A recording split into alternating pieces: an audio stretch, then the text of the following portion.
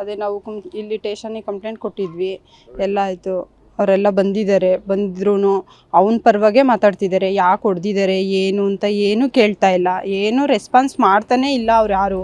ಅವ್ರ ಹೆಣ್ಮಕ್ಳಿಗಾದರೆ ಈ ಥರ ಮಾಡ್ತಾರಾ? ನಮ್ಮ ಹೆಣ್ಮಕ್ಳಿಗಾಗಿ ನಮಗೆ ಅಷ್ಟು ಹೊಟ್ಟೆ ಉರಿತೈತಂದರೆ ನಮಗೆ ಹೇಳ್ಕೊಳಕ್ಕಾಗ್ತಾ ಇಲ್ಲ, ಅಷ್ಟು ನೋವಾಗ್ತೈತೆ. ಅವಳಿಗೆ ಏನಾದರೂ ಒಂದು ಸರ್ಕಾರದಿಂದ ನಮಗೇನಾದ್ರು ಮಾಡಿ ಒಂದು ನ್ಯಾಯ ಕೊಡಿಸ್ಲಿ, ಅಷ್ಟನ್ನು ನಾವು ಕೇಳ್ಕೊತಿದ್ದೀವಿ. ಏನಕ್ಕೋಸ್ಕರ ಅಲ್ಲೇ ಮಾಡ್ತಿದ್ರು? ಅದೇ ಅವ್ರಿಗೆ ಗಂಡು ಮಕ್ಕಳಾಗಿಲ್ಲ, ನಾವು ಬೇರೆ ಮದುವೆ ಆಗಬೇಕು, ಅದೇ ಉದ್ದೇಶ ಅವ್ರದ್ದು.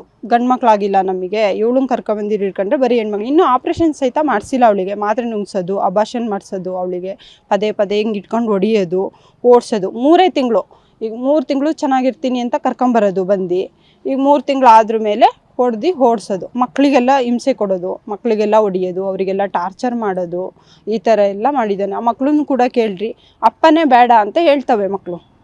ನಮಗೆ ನಮ್ಮ ಅಪ್ಪ ಬೇಕು, ನಾನು ಹೋಗ್ತೀನಿ ಅಂತ ಕೇಳೋದಿಲ್ಲ. ಅಲ್ಲಿ ಊರಿಗೆ ಅವ್ರ ಅಪ್ಪ ಬರ್ತಾ ಇದ್ದಾನೆ ಅಂತ ಗೊತ್ತಾದರೆ ಹೋಗಿ ಬಚ್ಚಿಕೊಳ್ತವೆ ಹುಡುಗರುಗಳು ಅಂತ. ಅಪ್ಪ ನಮಗೆ ಬೇಡ ಅಂತ ಹೇಳ್ತವೆ.